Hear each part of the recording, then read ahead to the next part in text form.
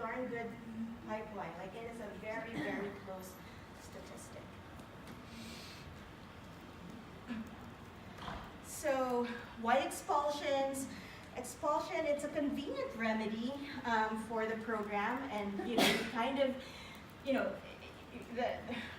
the rationale behind it is like you want to have like a safe environment for the children at your center. But for the children who are being expelled, we know that the expulsion doesn't really work in the sense that one, children who are expelled don't magically disappear, they just end up in someone else's program. And so the cycle continues. And in fact, the biggest predictor of expulsion is prior expulsion. So you can imagine, like a child's constantly being expelled throughout the years, and of course, where do they end up? They end up in the prison system later in life.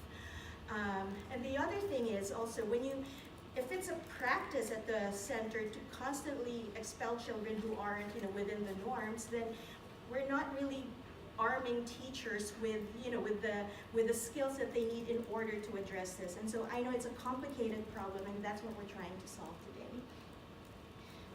We know that the more crowded classrooms are, the more likely programs are going to be expelling a child.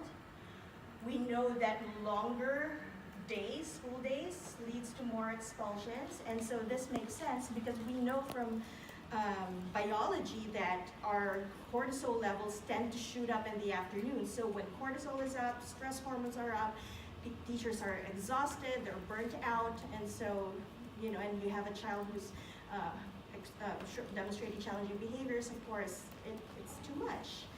And so that brings us to the point that teacher job stress also is a strong predictor of expulsion. And we have so many, and my heart really goes out to teachers because we expect so much from them, and we give them so little. Like we know that they are, the annual median salary for a preschool teacher is way less than what tree trimmers and custodians are earning. And so, and yet we expect them to do this, and this. So there are like multiple things that they should be juggling at the same time.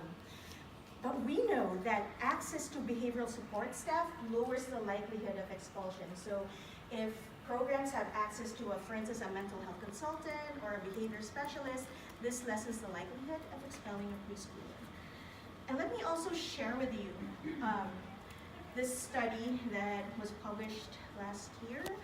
And we looked at teacher decision-making factors that lead to expulsions.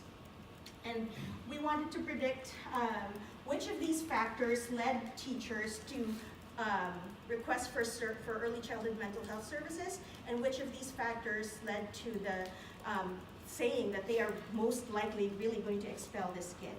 So we came up with these 4 factors. So the first is what we call classroom disruption. So an example of an item there would be, this child's behaviors interfere with my ability to maintain control of the class. A second factor was the teacher's sense of hopelessness. Like an example of an item was, this child's behaviors are not likely to improve significantly. So it's like giving up, really, because you've exhausted all your resources. The third is what we call teacher stress. Example, my job as a teacher would be easier if this child were not in my classroom. And then we had a 4th factor. We called it fear of accountability. And an example would be, this child might do something for which I would be held responsible, reflecting poorly on my teaching skills.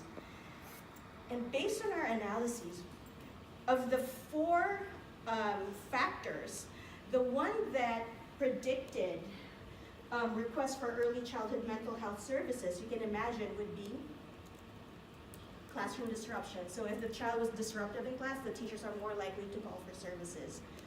But of these 4, which do you think led to the likelihood of expelling the preschooler? Any guesses? Fear of accountability. Absolutely. It was fear of accountability. Nothing to do with whether or not the child was exhibiting being very disruptive in class. So this tells us that preschool expulsion is not a child behavior.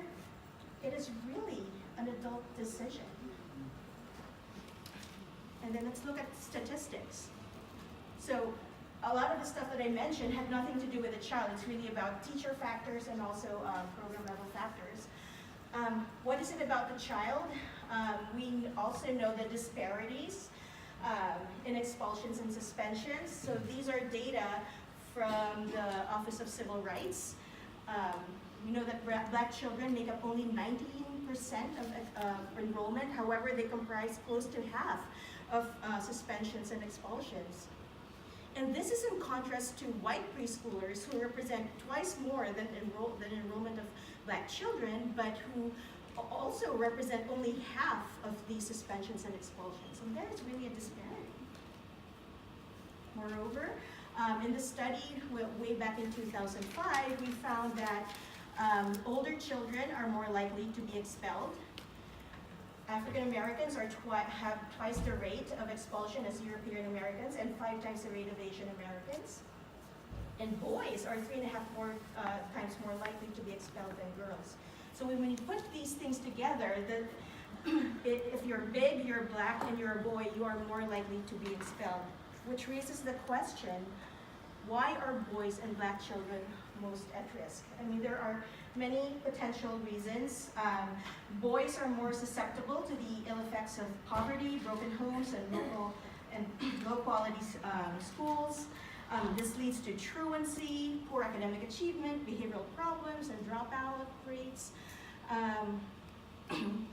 Even when the degree of stress and the amount of familiar supports are the same, boys tend to show more adverse reaction to stress than their sisters. So that's interesting. For Black children, they're more likely to come from low-income neighborhoods with high crime rates and low-quality schools. So those are just some of the factors, but are there other things that could account for this? We believe so. We tend to automatically associate particular races and genders with criminal and delinquent behavior. Black boys are more likely to be suspended or expelled for the same behavioral infraction. And studies have shown that Black children are susceptible to dehumanization. They are perceived to be older than they are and more culpable of criminal acts and less likely to feel pain. Now that was an interesting study because that study included children, like children as young as 7 years old already had these implicit biases. And there's another, I think this is an interesting study, biases in teacher expectations.